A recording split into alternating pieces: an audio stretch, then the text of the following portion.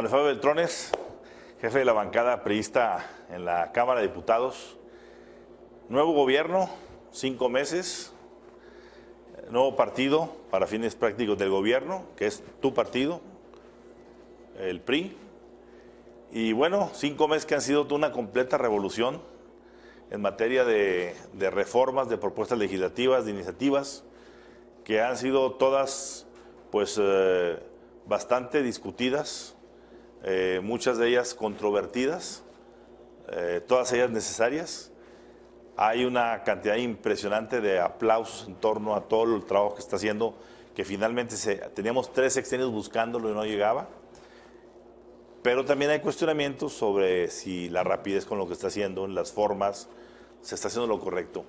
¿Cuál es tu balance hasta este momento, estos primeros 5 meses de tarea legislativa, en algo que tú has encabezado con mucha eficiencia? Sí, primero muchas gracias, Ramón Alberto, por esta oportunidad. En 5 meses han sucedido reformas que no se hubieran pensado en los 6 años anteriores. No obstante, los 6 años anteriores hicimos reformas importantes que van adecuando al sistema político mexicano hacia la modernidad. En este caso reconocería entonces que en estos 5 meses, porque no podemos excluir al entonces presidente electo de la decisión de apoyar una reforma laboral importante, una reforma a la ley de amparo que ya la veníamos trayendo desde el Senado anterior, y ahora esta Cámara de Diputados la revivió y la puso en frecuencia para que tuviéramos este instrumento jurídico adecuado al siglo XXI. Nos fuimos e hicimos una reforma constitucional también en materia de educación, que había sido impensada en otras épocas, procurando privilegiar la calidad.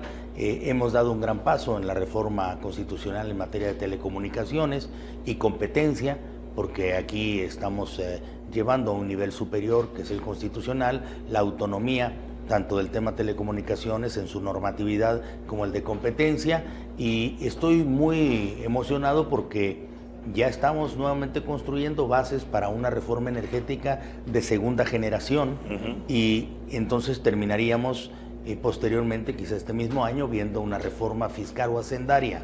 Es el cierre de todo. Sí, es lo que comentábamos en anterior ocasión, de que sí veo un gobierno como el del presidente Enrique Peña Nieto, con velocidad, con prisa, pero también con rumbo, que esto es importante, porque una prisa sin rumbo puede hacer mucho daño. Me lo preguntan en la calle, me dicen, oiga, ¿no es muy apresurado lo que ustedes están haciendo? Yo digo, si no estuviéramos definiendo el rumbo, entonces sí sería peligroso y audaz, pero el ritmo tú lo ves muy claro, laboral, educativo, judicial en el tema de amparo en su modernidad, la energía, que es muy importante, que deben ir las telecomunicaciones y Hacienda. Hay orden en lo que es el diseño de un buen gobierno. Hay secuela. A ver, déjame regresar un poquito. Tú decías algo muy válido, que decías, no estamos exentos de que en el sexenio pasado o en los sexenios pasados, particularmente que tocó a ti los 6 años completos en el Senado, hicimos reformas. Sin embargo, el sabor de boca que quedó en la gente fue el de que, por ejemplo, en energética, se estuvo luchando por ella y tan pronto como se aprobó, ahí viene la refinería de Hidalgo, se compraron los terrenos y 6 años después, ni la barda, apenas la barda acaban de inaugurar. No hay nada, porque después salieron los debates de que si era bueno o no bueno, si era negocio o no negocio refinar, y entramos a esa institución. Significó que no se discutió mucho, que se discutió y luego se arrepintieron. Es decir, queda la sensación de que esas reformas fueron reformas de una u otra forma, que se hizo lo que se pudo. Y la sensación de hoy es que se está haciendo lo que se quiere, lo que se necesita, lo que el país requiere para dar ese brinco. Y eso es lo que quita a la gente, por lo menos ópticamente, tiene a la gente asombrada de la forma en cómo se ha logrado consensuar en los términos dentro de la Cámara de Diputados, particularmente, que no ha sido lo mismo en el Senado, pero en el caso particular de la Cámara de Diputados, han salido de manera muy orgánicamente expedita, se han articulado bien los diferentes partidos, ha habido una buena coordinación, hay la sensación de que por primera vez tenemos legisladores que están legislando para algo más grande, no para lo que podamos, a ver qué nos sale y poner un nombrecito por ahí. No obstante, Raúl Alberto, yo quisiera hacer aquí un alto en el camino. Sí es cierto, en la Cámara de Diputados, me consta, los coordinadores de los grupos parlamentarios han hecho un inmejorable ejercicio, todos, para encontrar nuestras coincidencias y sobre todo abordar con objetivos precisos cada una de las reformas. Sabemos que le convienen al país, hemos dialogado, nos hemos entendido y hemos explicado por qué le convienen al país y que esta es nuestra gran oportunidad de demostrarle que la política tiene mucho de productivo. La vida o la política como la vida se mide por resultados. Claro. Y aquí yo diría que quizá no son tan apreciadas algunas de las reformas que hicimos en el pasado y todavía no se aprecian totalmente las que estamos haciendo en este momento, aun cuando hay la sensación de que son muy buenas porque se están trabajando de manera consensuada, como estabas tú comentando,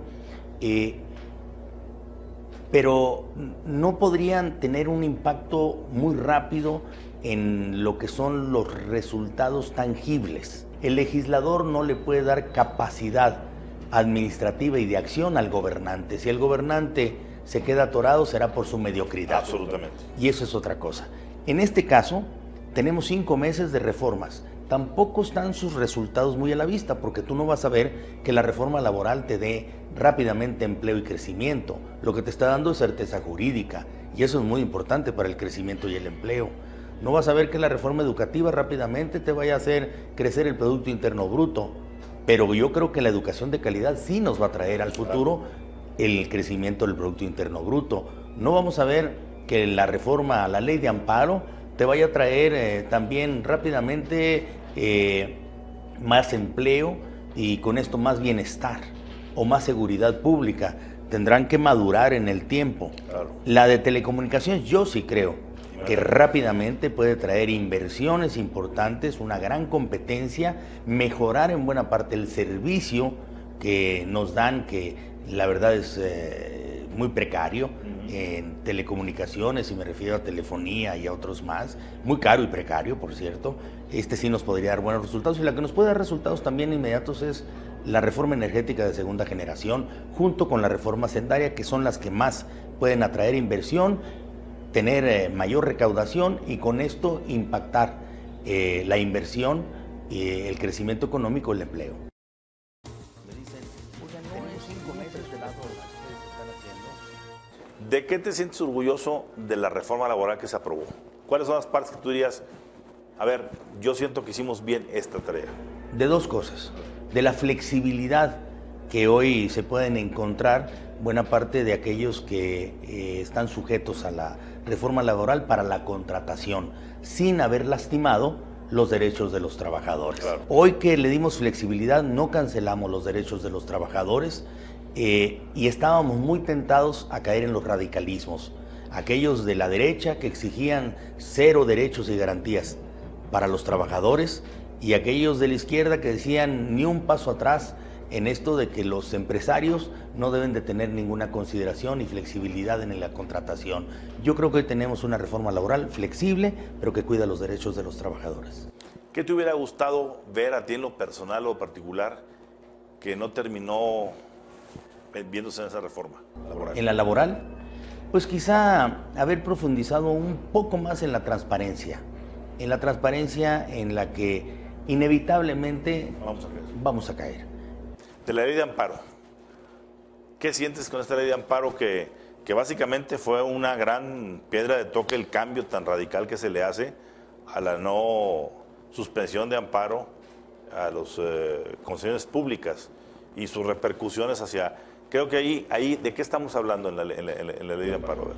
A concesiones públicas que no tendrán el derecho a la suspensión, sí al amparo.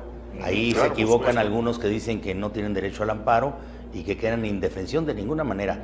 Tienen derecho al amparo, como también lo tienen el derecho aquellos que son tenedores de un permiso como el de juegos y sorteos. Claro. Pero lo que no van a tener derecho es a la suspensión. Yo creo que la ley de amparo trae eso y muchos otros temas que son muy positivos. ¿Cómo cuáles? Como el llevar el derecho que puede tener un tercero cuando un amparo se resuelve en beneficio de una persona y no estaba sujeto a que ese criterio fuera aplicado al que no acudió al amparo. O sea, hoy en día lo que va a suceder es que si tú vas en alzada hacia la Corte en un amparo y lo ganas, podrán ser beneficiarios todos los que se encuentren en tu misma circunstancia. Entramos al territorio de espinoso de la educación, un tema que también durmió por muchos años el sueño de los justos, y de pronto tenemos hoy una iniciativa en donde se promueve todo un replanteamiento de un modelo, sobre todo en lo que representa la preparación del maestro, ¿sí?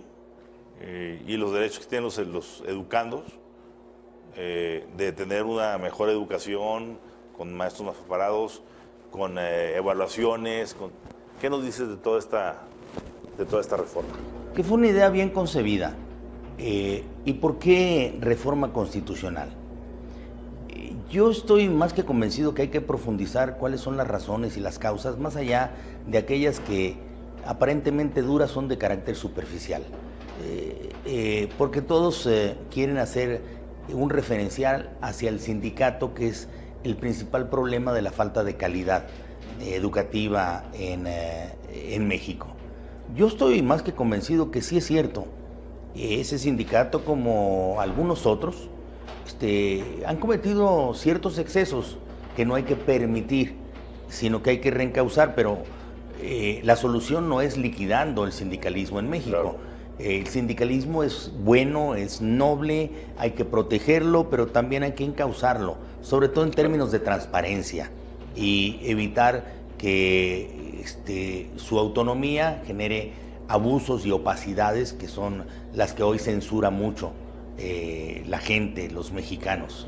Pero el tema de fondo, y por eso era necesaria una reforma constitucional, es que para que lo acepten todos, teníamos que hacerlo tan obligatorio como lo que sucedió. No obstante, que aquí en la ley secundaria debemos de reconocer que tenemos muchos años avanzando en la formación del personal docente, o sea, los maestros, con un objetivo que ya debimos haber superado hace mucho tiempo. Las normales en el país, los sistemas de educación de los educadores, estaba proyectada simplemente para acabar con el analfabetismo, no para impartir conocimiento y sabiduría. Entonces, si hoy quieres, a través de una reforma como esta, exigirle a los maestros que den conocimiento y sabiduría cuando ellos fueron preparados en sus aulas para acabar con el analfabetismo solamente, pues estaremos cometiendo una injusticia. Por eso era importante que la reforma constitucional aterrice respetando derechos de los trabajadores. Es una gran mentira el que se les va a correr, que se va a privatizar. Lo único que va a suceder es que esos maestros, para poder ascender de aquí en adelante, deberán de estar sujetos a procesos de capacitación para que capaciten, y los que no den ese ancho permanecerán en el lugar en donde se encuentran, sin promoción mayor, como sucede en cualquier otro ámbito de la vida, en donde si tú te superas, alcanzas un estadio superior también en tu bienestar. Manlio, se juntó esta reforma educativa que se planteó y se aprobó con semanas posteriores en las que la líder sindical, Elbester Gordillo, fue pues aprendida por cuestiones relacionadas con el manejo de los fondos del sindicato y sus destinos. ¿Hay algo que tú veas dentro de todo esto que la reforma haya contaminado esta captura de la líder magisterial, o ves algún elemento de corte político en esta acción que podríamos decirlo que era pues largamente esperada por ciertos círculos antagónicos a Elbester, pero que nunca se había logrado hacer y que finalmente se hizo? Ramón Alberto, a mí me gusta hablar de lo que sé y de lo que conozco. Claro.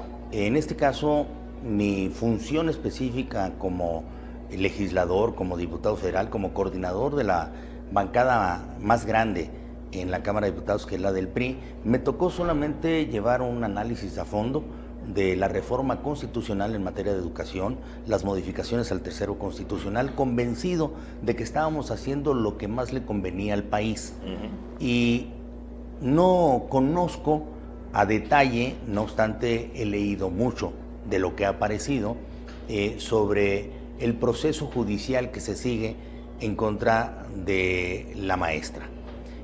Pero podría decirte algo, tan es cierto lo que estoy manifestando, que días antes nosotros habíamos hecho una invitación por escrito, tanto a ella como al secretario general, para que fueran a la Cámara de Diputados y estuvieran con la bancada del PRI y les escucháramos sus preocupaciones, sus dudas sobre lo que era el contenido y el espíritu de la reforma constitucional, y que ahí resolviéramos en buena parte cómo caminar en la construcción de la ley secundaria.